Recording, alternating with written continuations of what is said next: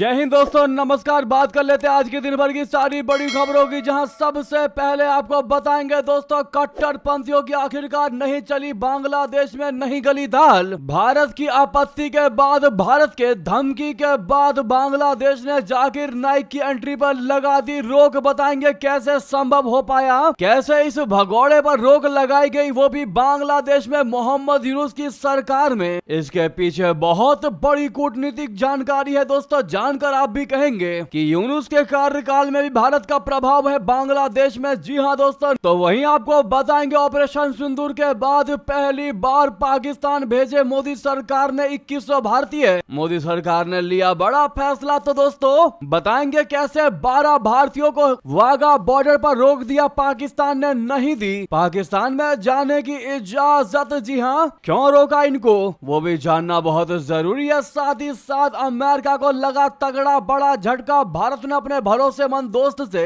पहली बार कर ली ऐसी पक्की डील कि चीन पाकिस्तान भी आ गया टेंशन में दोस्तों। तो वहीं आपको बताएंगे आखिरकार किस चीज को लेकर आपस में ही भिड़ गए पुलिस और बीएसएफ। जी हां, 3 घायल अस्पताल जाने की आ गई नौबत। वहीं बताएंगे न्यूयॉर्क मेयर पद का चुनाव जीत गए ममतानी, जीतते ही क्यों किया पंडित नेहरू का जिक्र। तो वहीं अब न्यूयॉर्क में कौन कौन से फैसले नहीं ले पाएंगे अमेरिकी राष्ट्रपति ट्रंप, एक से एक बेहतरीन खबर आपको बताने वाले हैं दोस्तों। बस आप वीडियो के लास्ट तक बने रहिएगा। और खबरों में आगे बढ़ने से पहले अपने देश भारत की कूटनीति का दिल से समर्थन करते और मानते हैं कि भारत लगातार ऐसे ही अपनी नीति से दुश्मनों को पछाड़ेगा। तो वीडियो को लाइक करके, चैनल को सब्सक्राइब करके, बेल आइकन दबा के कमेंट में जय हिंद कह दीजिएगा। अब बात कर लेते हैं पहली सबसे बड़ी खबर की, जहां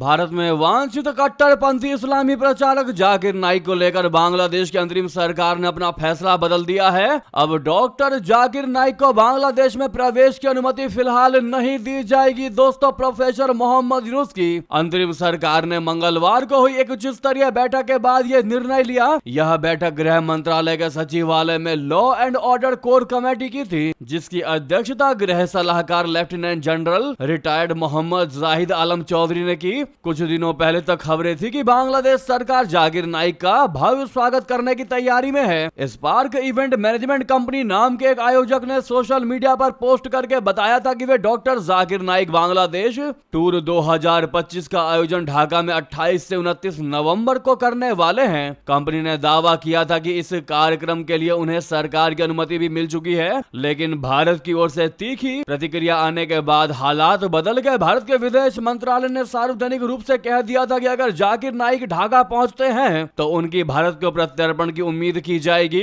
इतना ही नहीं दोस्तों, हालत जाकिर नाइक की भी खराब हो गई है सुनकर कि अगर वो बांग्लादेश जाएगा तो भारत पूरी कोशिश करेगा उसको भारत प्रत्यर्पित करने की। ऐसे में जाकिर नाइक के भी टांग कांपने लगे थे और वो विचार में पड़ गया था कि बांग्लादेश जाऊं कि ना जाऊं। दोस्तों प्रमुख दैनिक प्रथम ओलो की रिपोर्ट के मुताबिक कोर कमेटी की बैठक में जाकिर नाइक के संभावित दौरे पर चर्चा हुई। सूत्रों के मुताबिक बैठक में यह माना गया कि अगर नाइक बांग्लादेश आते हैं तो भारी भीड़ और सुरक्षा को चुनौती उत्पन्न हो सकती है। इस भीड़ को संभालने के लिए भारी संख्या में पुलिस और सुरक्षा बलों की आवश्यकता होगी, जो इस वक्त बिल्कुल भी संभव नहीं है। बांग्लादेश के विदेश मंत्रालय के प्रवक्ता एस.एम. महबूबुल आलम ने रविवार को कहा था कि भारत के विदेश मंत्रालय की टिप्पणियों को ढाका ने नोट किया है। उन्होंने ये भी जोड़ा था कि हम मानते हैं कि कोई भी देश, जिसमें भारत भी शामिल है, किसी भी आरोपी या फरार व्यक्ति को शरण नहीं देना चाहिए। दोस्तों जाकिर नाइक भारत में कई मामलों में वांछित आरोपी और फिलहाल मलेशिया में रह रहा है। उन पर भड़काऊ भाषण देने, सांप्रदायिक नफरत फैलाने और आतंकी वित्त पोषण के आरोप हैं। भारत में उनके संगठन इस्लामिक रिसर्च फाउंडेशन यानी IRF पर प्रतिबंध लगाया जा चुका है। दोस्तों ऐसे में दोस्तों अगर आप भी मानते हैं कि मोहम्मद यूनुस ने जाकिर नाइक का बांग्लादेशी दौरा रद्द करके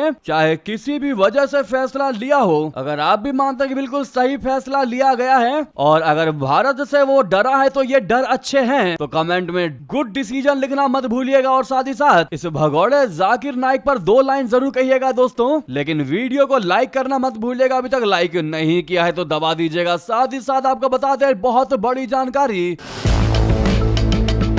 पाकिस्तान ने 12 भारतीय हिंदुओं को वाघा बॉर्डर पर रोक दिया, नहीं दी सिखों के साथ जाने की इजाजत। बता दें, गुरु नानक देव जी के प्रकाश पर्व से ठीक एक दिन पहले 4 नवंबर की शाम हजारों श्रद्धालु पाकिस्तान के ननकाना साहिब की यात्रा पर निकले थे।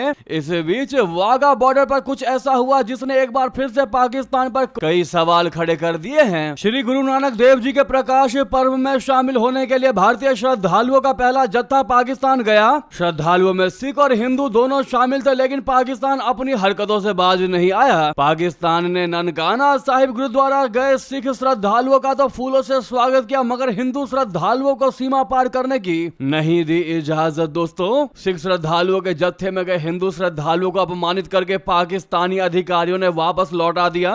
ऐसे 14 परिवार है जिनके साथ पाकिस्तान ने ऐसी बदसलूकी की। ये 14 लोग कथित तौर पर उन लगभग 2100 लोगों में शामिल थे जिन्हें केंद्रीय गृह मंत्रालय ने पाकिस्तान जाने की अनुमति दी थी। इस्लामाबाद ने भी लगभग इतनी ही संख्या में लोगों को यात्रा दस्तावेज जारी किए थे। दोस्तों, अब आप ही बताइए, ऑपरेशन सिंदूर के बाद पहली बार मोदी सरकार ने इतना बड़ा फैसला किया कि 2100 भारतीयों को पाकिस्तान जाने की इजाजत दे दी। उसमें भी पाकिस्तान ने इन 14 हिंदू तीर्थ यात्रियों पर अड़ंगा लगा दिया। दोस्तों, अगर आप भी मानते हैं पाकिस्तान की यह हरकत बिल्कुल भी बर्दाश्त नहीं की जानी चाहिए और ठीक इसी तरह करारा जवाब दिया जाना चाहिए, तो अपनी राय जरूर दीजिएगा। आप लोग देखते हैं क्या कहती हैं हमारी प्रिय जनता। नेक्स्ट खबर की बात करते हैं, जहां पर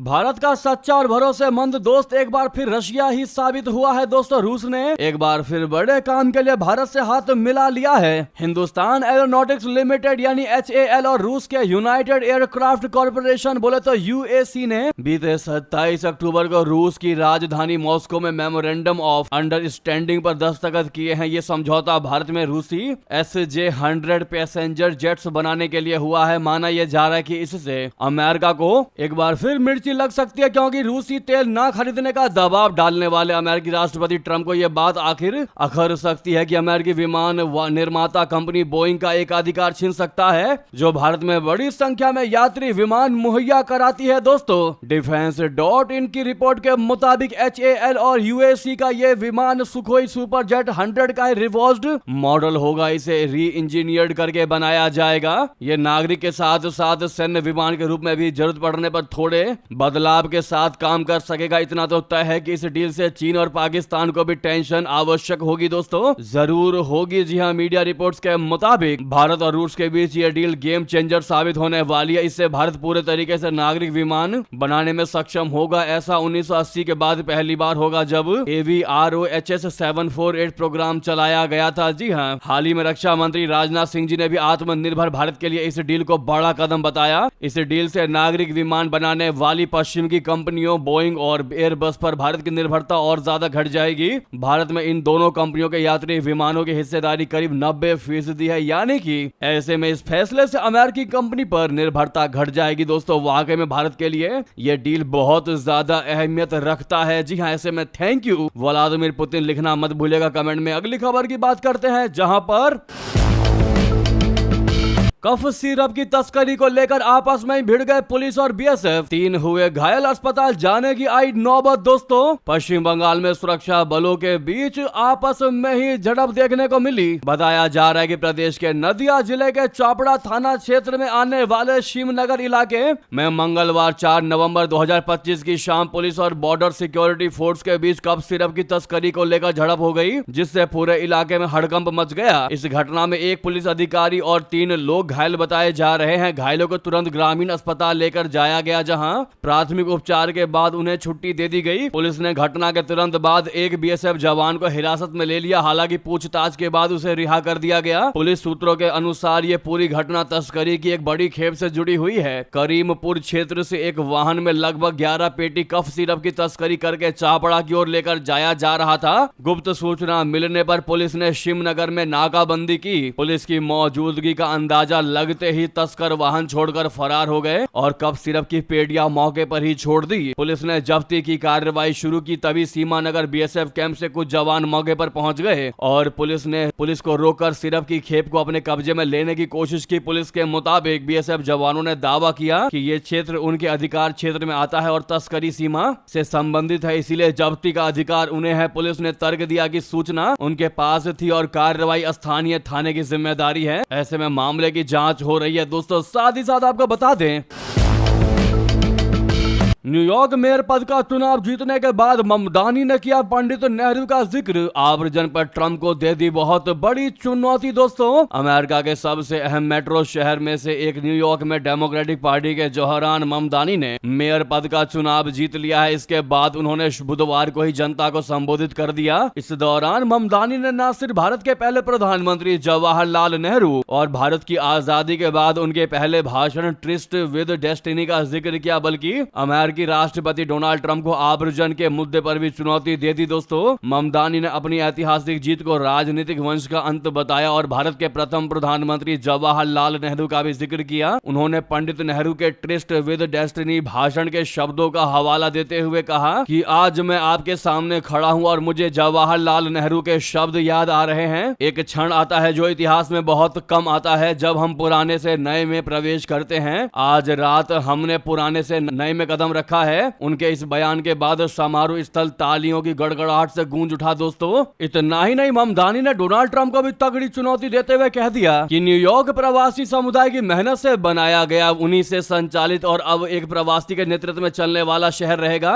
ऐतिहासिक जीत दर्ज करने के बाद ममदानी ने कहा कि हम में से किसी तक पहुंचना है तो आपको हम सब के बीच होकर गुजरना होगा। वो अमेरिका के सबसे बड़े शहर के मेयर बनने वाले पहले दक्षिण एशियाई और मुस्लिम है। ऐसे में अगर आप भी दोस्तों ममदानी को कांग्रेचुलेट करना चाहे तो कमेंट में कांग्रेचुलेशन जरूर कह दीजिएगा। ममदानी ने आगे कहा कि अब हम दूसरों को खेल के नियम तय नहीं करने देंगे, वे भी उन्हीं नियमों पर खेले जिन पर बाकी सब खेलते हैं। यदि हम इस नए रास्ते को अपनाने का साहस दिखाएं तो हम कुलीन तंत्र और निरंकुशता का जवाब डर से नहीं बल्कि उस ताकत से देंगे जिससे वे डरते हैं। उन्होंने आगे कहा कि आखिरकार अगर कोई भी ट्रंप द्वारा ठगे गए राष्ट्र को यह दिखा सकता है कि उसे कैसे हराया जाए तो वो वही शहर है जिसने उसे जन्म दिया था। किसी तानाशाह को डराने का सबसे अच्छा तरीका है उन हालातों को खत्म करना जिन्होंने उसे सत्ता दी है। यही तरीका है ट्रंप को रोकने का। जी हां दोस्तों, उन्होंने अमेरिकी राष्ट्रपति को चुनौती देते हुए कहा, तो डोनाल्ड ट्रंप मुझे पता है आप देख रहे हैं, मेरे पास आपके लिए 4 शब्द हैं, वॉल्यूम बढ़ा दो। ममदानी ने कहा कि आपको हम में यानी प्रवासियों में से किसी तक पहुंचना है तो आपको हम सब के बीच से होकर गुजरना ही होगा। दोस्तों ये तो रही ममदानी के नए मेयर बनने को लेकर, लेकिन अब जो सबसे बड़े सवाल खड़े हो रहे हैं वो ये हैं कि अब न्यूयॉर्क में कौन कौन से फैसले नहीं ले पाएंगे अमेरिकी राष्ट्रपति ट्रंप। तो आपको बता दें, ममदानी के बिना अब डोनाल्ड ट्रंप